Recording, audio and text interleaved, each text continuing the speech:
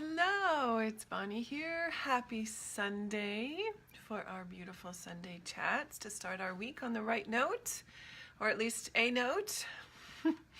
I hope you're all doing really well, and I hope to see a few people pop on in a minute because I love chatting with you.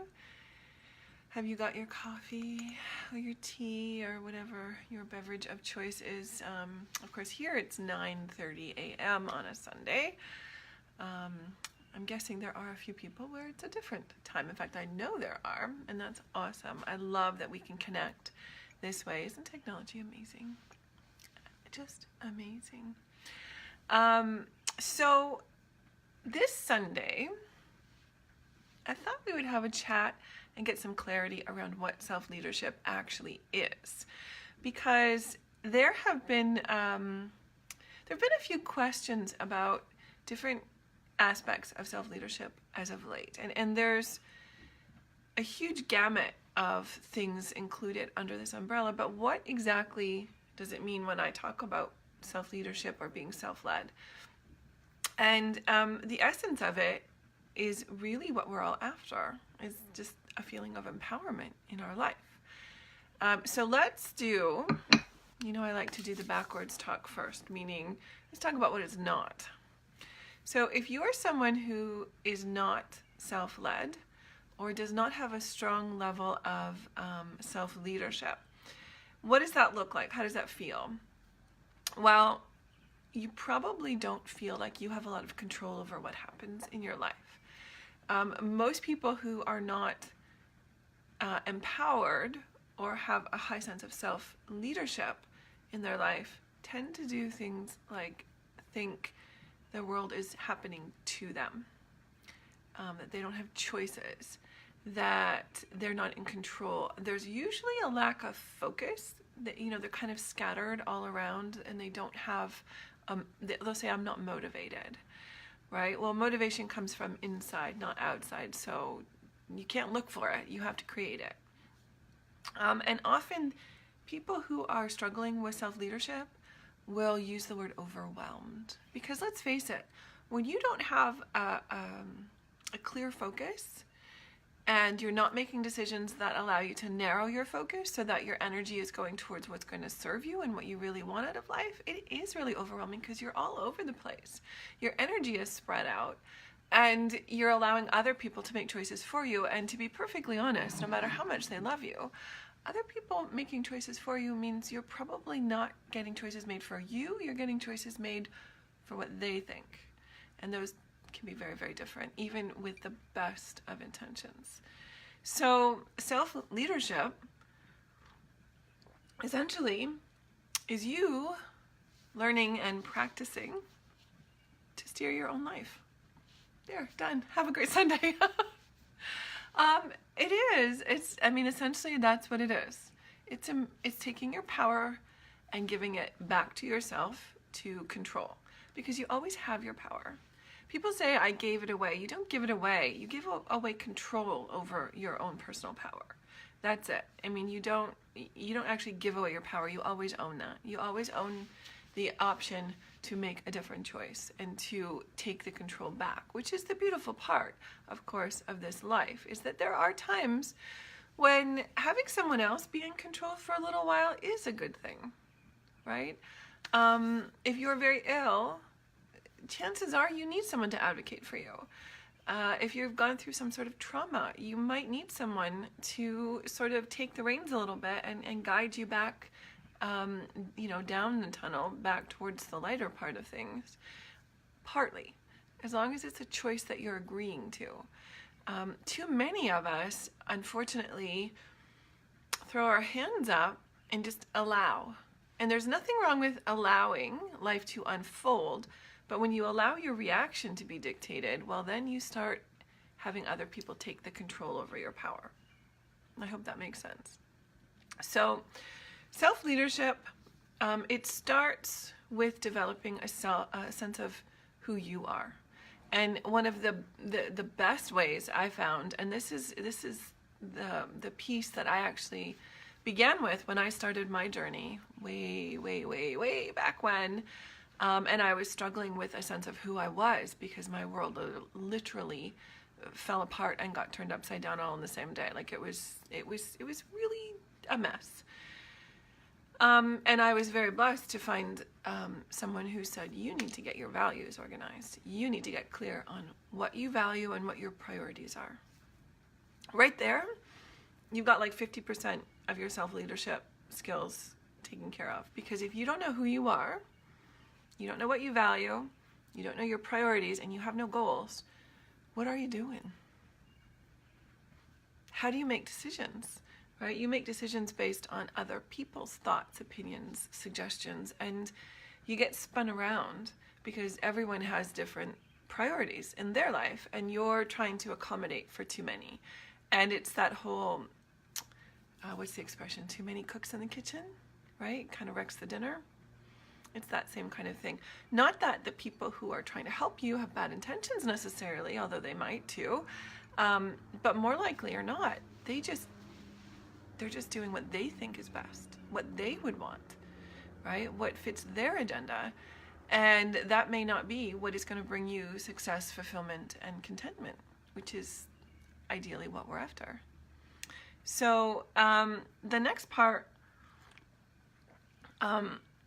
once you sort of figured out who you are and where you want to go, you have to think about leadership and what is it? I mean, what is leadership, right? When you've got a great leader in a corporation or in an organization or within a family, you've got someone who has a goal or knows the goal, has their priorities straight, and also is able to influence people to get things done. This one is sort of key, I think, for a lot of people, not just in this group, but in general.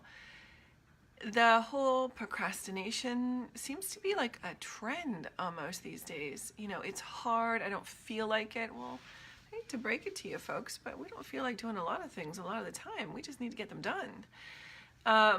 And self-leadership allows you to influence yourself and know what makes you get things done and do the self-talk, and that's the motivation piece, right? So if you think about what a great leader is, self-leadership is just internalizing that and doing it not to yourself, for yourself.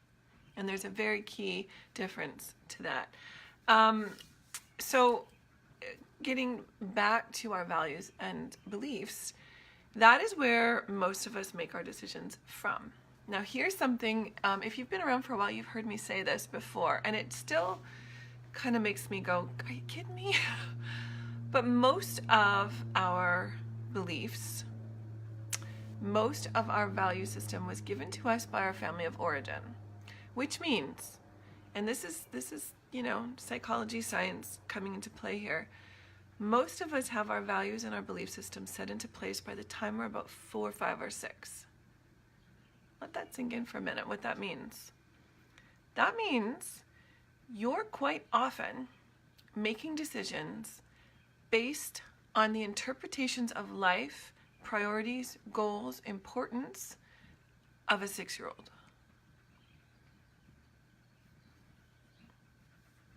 Explains a lot, doesn't it?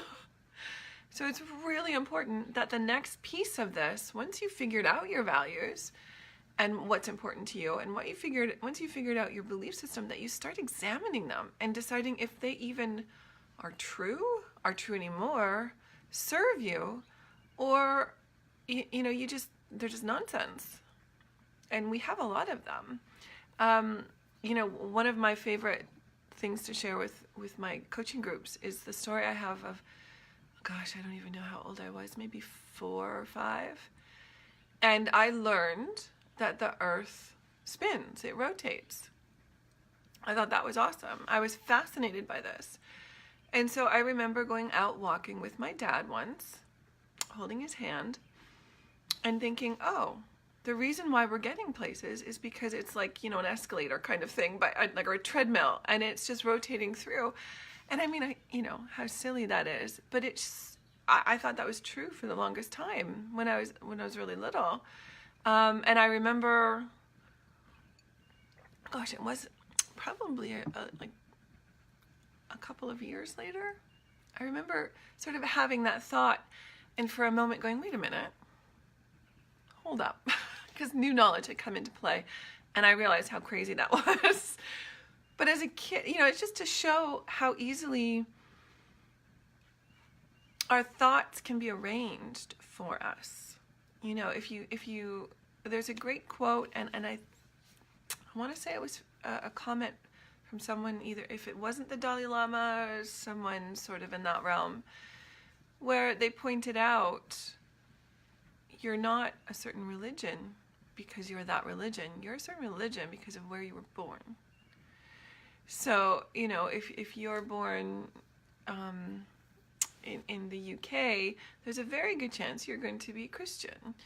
If you're born in India, you're probably going to be Hindu or Sikh. Like, it has nothing to do with truth. It has to do with location. And that floored me, because it was just before that he also mentioned the whole idea that there's many paths up the mountain.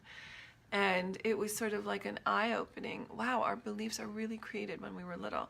So it's so important, and it can shift everything for you just by examining the right belief behind the thought, behind the action that is not getting you what you want.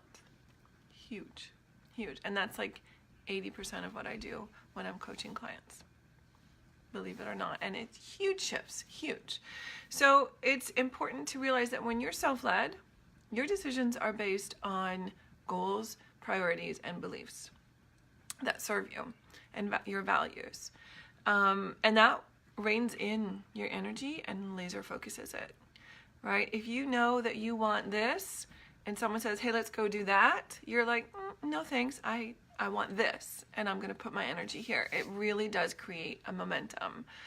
And so you've got personal targets, you've got vision, you've got self-awareness, so that you're making choices that serve you. This is huge. Do you see how this all works between relationships, your career, your business, with your children, even just driving down the road, right? Seriously, self-awareness is huge. I used to get really aggravated by traffic.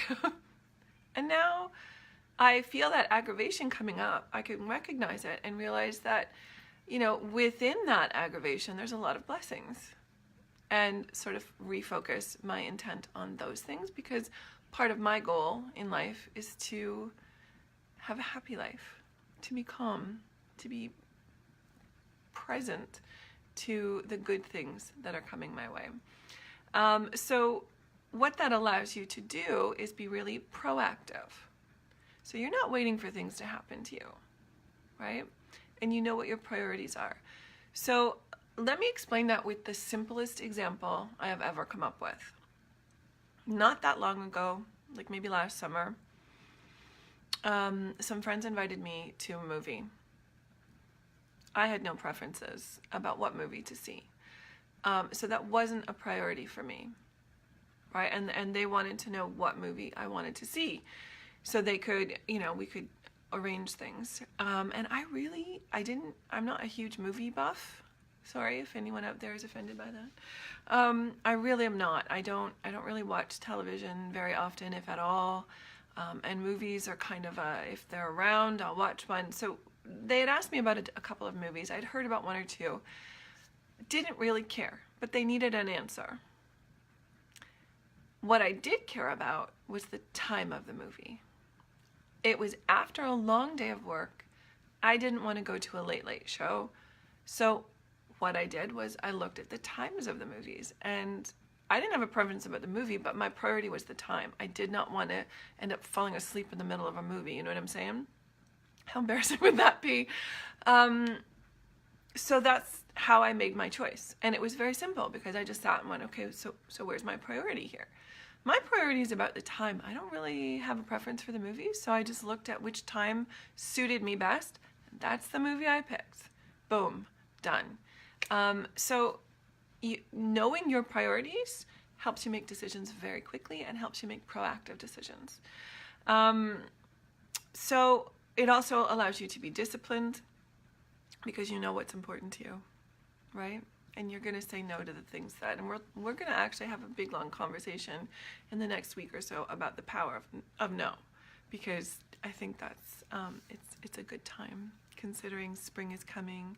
Well, spring is here for most of North America, I think, and we're going to be having rampant ideas come, but we'll talk about that.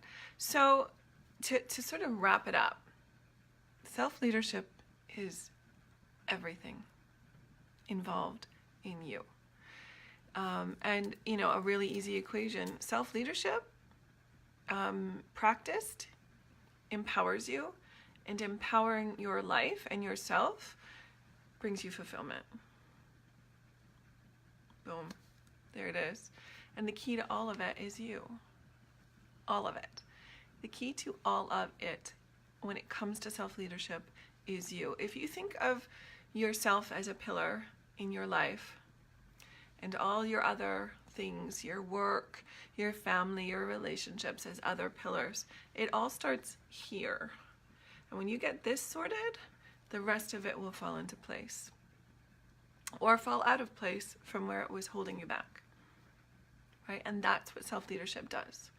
And the whole idea of, you know, starting here first, getting this sorted first, and having it ripple out is really key to having a fulfilling life. You can't find it out there. You can't. No relationship, no coach, no, you know, web program, no, there's nothing. There's no app for that. You know, you got to do the work. So what is my suggestion to you? Start by examining your values. Start there. Know what your values are, and then take those and start tweaking your priorities. Because if your value is on family and you're working like 90 hours a week, something's off, right? You need to tweak those things. So that is my explanation of self-leadership. If you have any questions, please put them in the comments below, and I will absolutely do my best to answer them for you. If this brought up something for you, I'd also love to hear about that so that we can discuss it. Most likely, if you have questions or comments, so does someone else who might be a little too shy to ask, so feel free to do so. And also, just a quick reminder that it is Sunday.